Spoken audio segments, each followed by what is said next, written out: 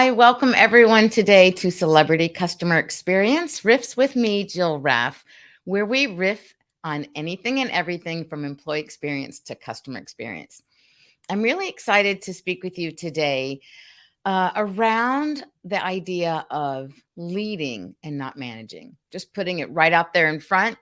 I want to thank you for joining. If this topic resonates with you, with all that's going on today in your business, I invite you to share, to comment along the way, and join the conversation literally with me. You can do that in the comments. I'll be able to see them and highlight them. And if you're watching the replay, please tag me on the response. I would love to hear what you have to say too. A discussion is much more interesting than being spoken to or at. So that actually really ties in a beautiful segue into what's happening in the marketplace, in the workforce. Your employees do not want to feel that you are speaking at them. They want to feel that you are speaking with them, that you are listening to them, that you are wanting to know what they think, that you're wanting to know the areas that they want to grow, that you're providing them with information of how to succeed and grow within the company as well as an entire whole human being. And that's really what's happening today. If we are still working by, pre-pandemic 2019 thinking, you are out of date and you will continue to have problems staffing. You will have a constant turnover and churn. You will be churning and making butter instead of a business. So I want to dive in a little bit today to kind of talk about and think about those ideas, like why we must lead differently and what's the difference between managing and leading. If you've heard me before, you may have heard me say that managing is really about controlling a scenario, a situation. So think about it in our daily talk, right? In our daily speech, when we say, oh, something's wrong over there. Don't worry, I'll manage it. What does that mean?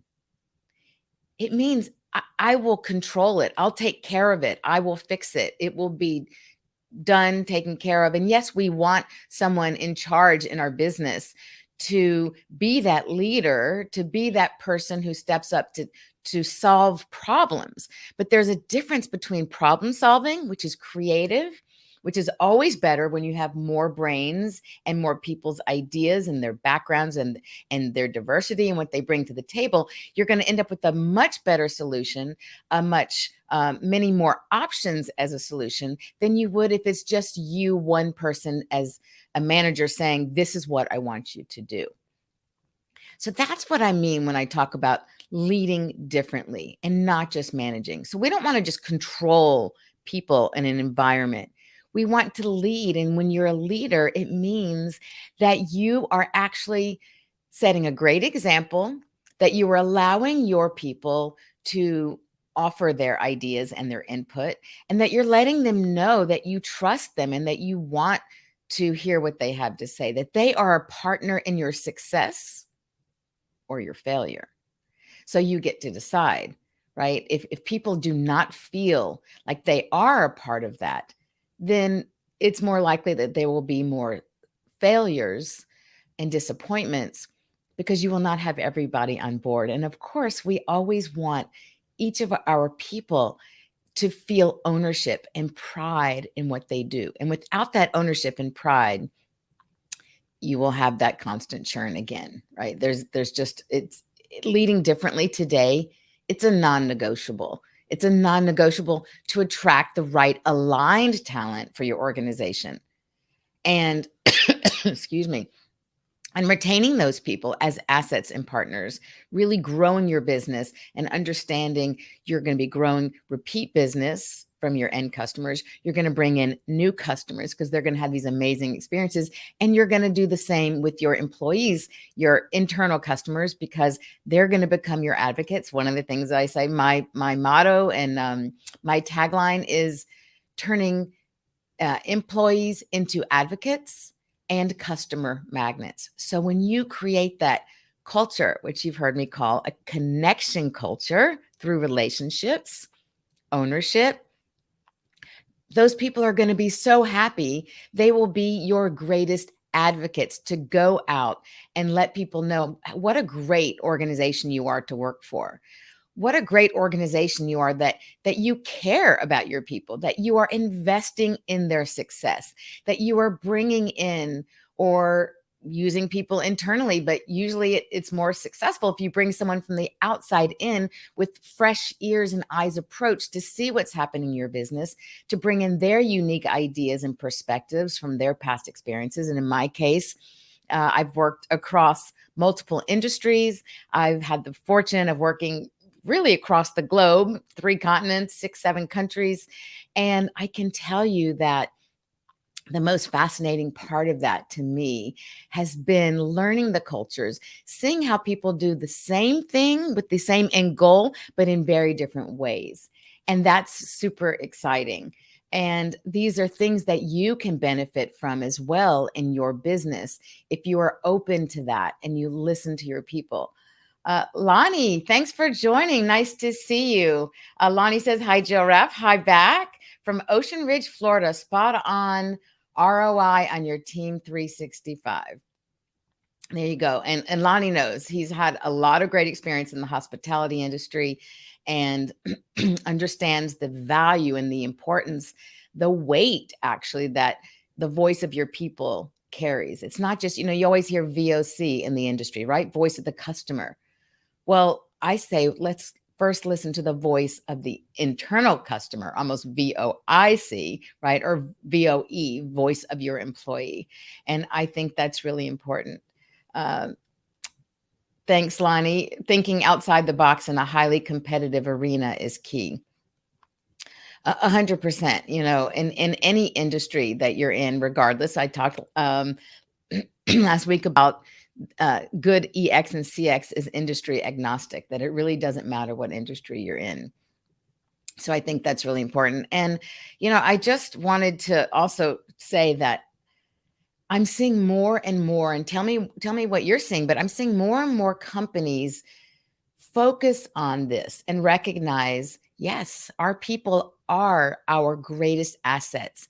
And I need to acknowledge them. And I need to show them not just through a better paycheck, yes, which is of course important, but we know that people as just human beings, basic, how right, psychologically and how we are made up, we need more than just pay. And it's statistically shown that people will actually take less pay if they're doing something where they feel they're a participant, where there's room for growth, where their voices can be heard and they can contribute.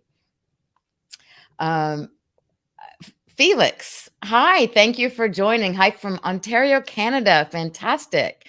I love the international mix, and a country I have not lived in, but would love to hear your input and your thoughts on things that I'm saying. So thank you so much for joining, and feel free to share if this resonates and you think there are people in your sphere and your group on your pages, wherever you're listening in from, LinkedIn or otherwise, people who are aligned and who can benefit from this. So, going back to where it's really exciting for me to see more and more companies, more organizations, more associations, statewide and otherwise, who are now investing in and recognizing this focused new leadership style. And they're investing in their people and putting it as a priority and understanding that this is, in fact, the most direct, shortest path to increasing your bottom line. It's your shortest path to increase attraction. It's your shortest, most direct path in increasing your retention while decreasing your turnover and all of the losses and expenses that go along with that, which we all understand. And then, of course, the negative impact of even how it affects your end customers. So in that regard, I'm super excited. I've been booked to speak at the Mid-America Restaurant Conference and Expo coming up. And what I'm most excited about, besides that I get to share what I'm most passionate about and hopefully really be able to be there and tangibly meet operators and hear what their problems are and help them problem solve in the moment. And I'm also going to be doing a workshop on company culture. So what I'm so excited about beyond, being able to have that direct impact and meet people, which I love so much, is that this Ohio organization, and it's not just Ohio, I think it's the 5 or 6 contiguous states that are touching Ohio that's all a part of this conference. What's exciting to me is that they have recognized the importance of leading differently in today's world to succeed. And they are making this basically the theme of their conference. How cool is that? I mean, that says it all. Lonnie says, unfortunately, so many dinosaurs in the business that still don't get it. It's sad. It is sad. I agree. Hello, invest in your people and longevity. And yes, the bottom line. Yes. So, Lonnie, I feel like the bottom line will take care of itself. When you're investing in your people, right? The bottom line takes care of itself 100%. So I'm really excited that this entire conference is going to be focused on the employee experience, on how to be more productive and effective with your teams, how to really rethink about your company culture. Now, of course, the people who will be attending this workshop will be more of the executive owners or executive leadership and high-end managers, people who are the decision makers who can make a change in that culture. So I'm really excited to get in with them and help them reassess the core values that they've already established, reassess the values, the mission, the vision that they have for their company, because everything has changed. Everything has changed, and we have to work from where we are today, what people want today, what the needs of the customer are, which has changed, and the needs of your internal customer, your employees, has changed. And we must recognize that. And so that starts with the number one step in my inside out framework. And it's inside out because it's employee first to your customer experience. Therefore, EX, employee experience, to CX, EX2CX. And that is really having full clarity on what your core values are today. And that means most likely, if not rewriting them, and if you're just starting, of course, you would need to write them. And if you're an established company, of course, people already know you for who you are, what your brand promise is, what you deliver. You've probably established something of a culture, or maybe it's just not. Maybe it's just a transaction. People come to you and they buy what they need, or they get the service they want, or they get the food they want, or they stay at the hotel they want. But go beyond that and really look at what is the culture that's going to attract people to your business.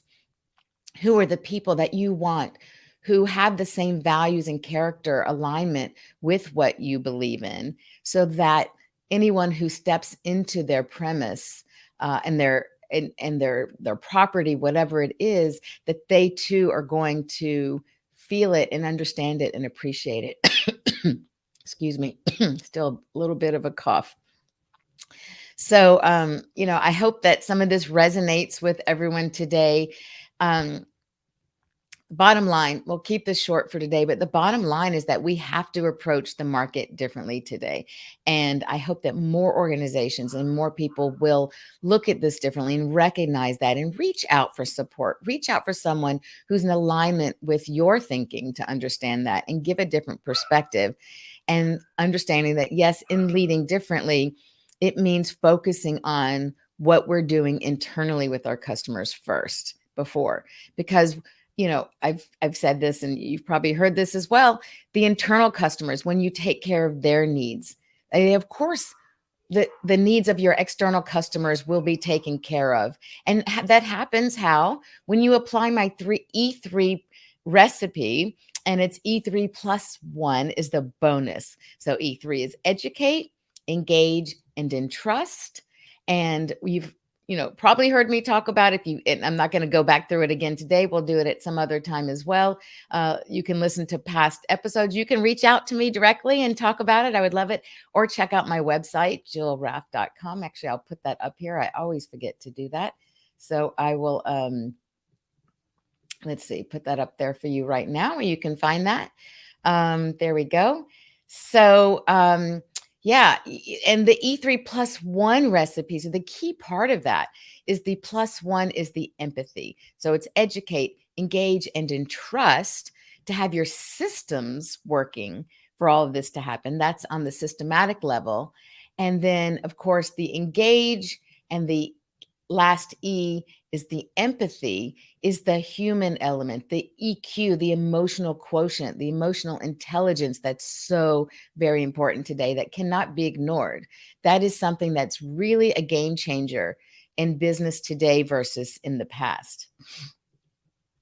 Lonnie, thank you, Jill Raff, for another great and inspirational episode. Thank you for joining. It's always my pleasure, as you can tell. And you know, I'm super passionate about this. And I believe when we prioritize our people, only great things can happen. You know, companies who before are always worried about their bottom line and having attraction and retention problems, once they crystallize who they are and create that connection culture, then suddenly that's going to go away. They will become the employer of choice. They will be the go-to business for people to want to be a part of and work for. So I just want to throw that out and really hope that everyone thinks about that. And certainly feel free to reach out to me if any of this resonates. And remember that empathy part, no matter what you do. Today, you can start making that little change. When you go into work, speak to the people that are around you in your team. Ask them genuinely about their day, whether it's a project they're working on or more specifically, what's something that they're passionate about. Ask them about that, because then you're showing that you care about who they are as an entire person, as a whole person, not just as a paid employee. So thank you for today. I just really want to thank those who joined. Let me just get rid of this banner here for a second. And thank you, Lonnie. Thank you, Felix, for joining and participating in the conversation. Always more fun. And I just want to remind everyone, you know, remember that great EX creates great CX. Employee experience leads to great customer experience.